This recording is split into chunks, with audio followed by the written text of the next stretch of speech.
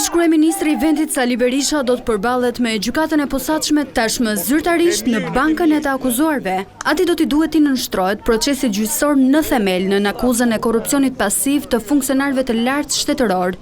I bashkëpandehur me të është edhe dhëndri i tij Jamarbër Maltezi, ndaj të cilit pozita ligjore është më e ashpër për shkak të akuzës së pastrimit të parave. Më herët Berisha u paraqit sërish në SPAK për aferën Partizani, ku u sulmoi kreun e prokurorisë së posaçme Altin Dumani, duke thënë se ai qëndron në krye të amnistisë së krimit elektoral.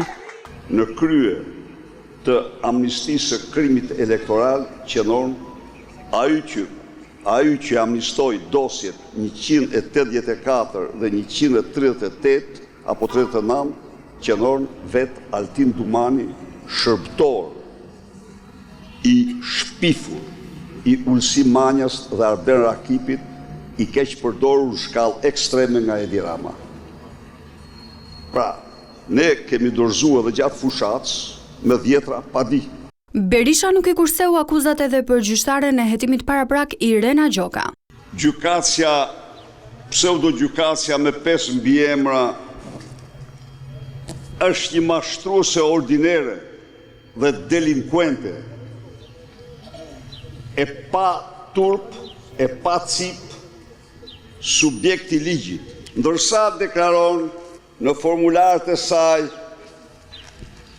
që i ka dorëzuar motrës Belinda Lubi Ballukut se nuk ka marrë ndonjëherë dënim në ndonjë vend, si të kërkon formulari.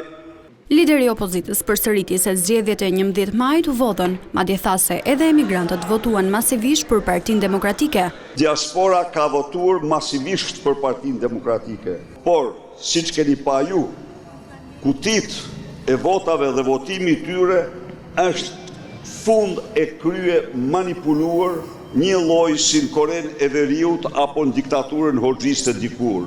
Diaspora ka votuar dhe të garantoj që diaspora kundër narkoshtetit do të dëgjoni ju, do të thotë fuqishëm fjalën e saj, sepse përdhosja që dhe shkelmimi që ju bë vullnetit të lirë të shqiptarëve në Europë do marrë përgjigje shembullore, por nga shqiptarët jashtë vendit. Berisha ndërkohë bëri një hapas për incidentin që ndodhi në protestën e së premtes, ku disa nga zyrtarët e PD-s dhe qytetarët u përplasën me gazetarët. Ai tha se politikanët duhet të tregohen të kujdesshëm në marrëdhëniet me median.